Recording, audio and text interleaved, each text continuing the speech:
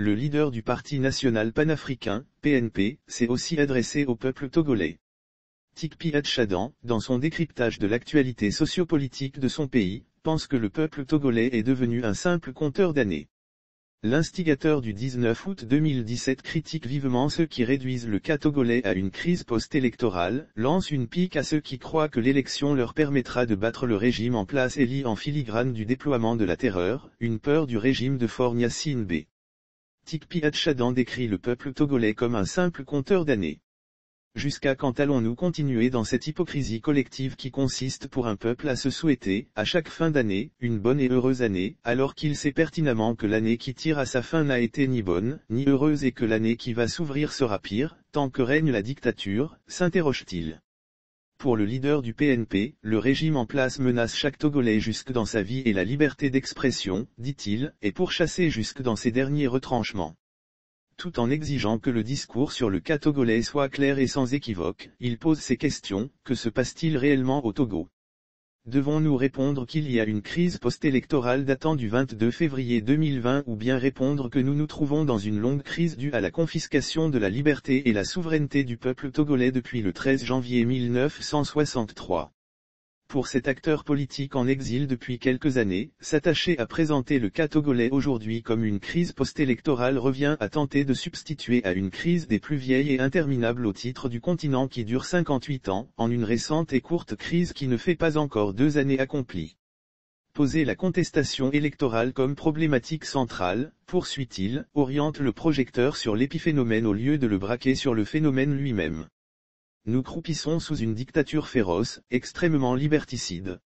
Au même moment, tous les 5 ans, on nous entend dire que nous allons aux élections. À l'élection, nous avons battu le dictateur qui s'oppose à la décision du peuple. La mixture cacophonique est indigeste.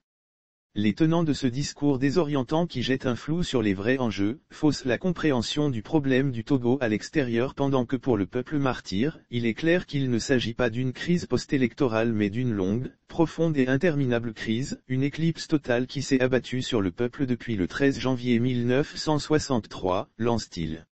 Le leader du PNP prend le contre-pied de tous les acteurs politiques qui croient qu'ils pourront rendre possible l'alternance en allant aux élections et en les remportant.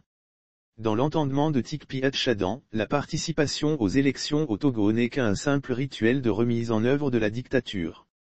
Lire aussi, bras de fer avec Faure, Tikpi Hatchadan fait encore parler de lui, celui qui est devenu président à la suite effraction fusil à la main, ne sort pas, si le peuple ne le chasse pas.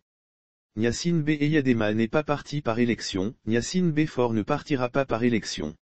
Cela doit être clair pour nous tous, soutient-il. Hatchadan pense que les Togolais doivent se débarrasser des idées de victoire à l'élection sous la dictature. Selon Tikpi Hatchadan, il y a aujourd'hui au Togo un système. Il l'appelle système de contribution, de collaboration et de participation, CCP. Ce discours qui consiste à convaincre le peuple togolais qu'il est déjà dans l'alternance et qu'il ne lui reste qu'à prier, est de l'opium pour le peuple. Il est du devoir de chacun de nous d'empêcher cette drogue tétanisante pour le peuple en lutte. Le Mavulaoé est dangereux, indique-t-il. Pour lui, Dieu ne descendra pas pour parachever la lutte. Il ne l'a fait nulle part ailleurs et ne le fera ni aujourd'hui, ni demain au Togo. Dieu n'intervient qu'aux côtés des peuples debout, se battant résolument et de façon intègre pour des valeurs cardinales qui le symbolisent, notamment la liberté, la vérité et la justice. Aujourd'hui plus que jamais, il s'agit d'arrêter l'hémorragie, de stopper net la marche imposée au peuple, ajoute-t-il. Tikpi Hatchadan lit dans les actes que pose le régime togolais, de la peur. Pour lui, tout ce qui se passe en termes de déploiement de la terreur et d'utilisation des prisonniers politiques comme bouclier humain par le régime montre qu'au cœur du pouvoir, la peur a atteint son paroxysme et que la débandade n'est pas loin. Visiblement apeuré, le régime est dans l'attente de la vague fatale du peuple debout. Chaque matin de bonne heure, les tenants du pouvoir scrutant le ciel pour voir si la dernière déferlante qui balayera le régime n'a pas laissé dans la nuit un petit signe d'alerte, un signal. Les valises faites depuis le 19 août 2017 ne sont pas défaites, la peur a atteint son paroxysme, lance-t-il. Il estime qu'il revient au peuple en lutte de provoquer cette déferlante à l'image de ce que font les médecins accoucheurs en provoquant le travail chez la femme enceinte, afin, dit-il, de gagner du temps et d'abréger sa souffrance.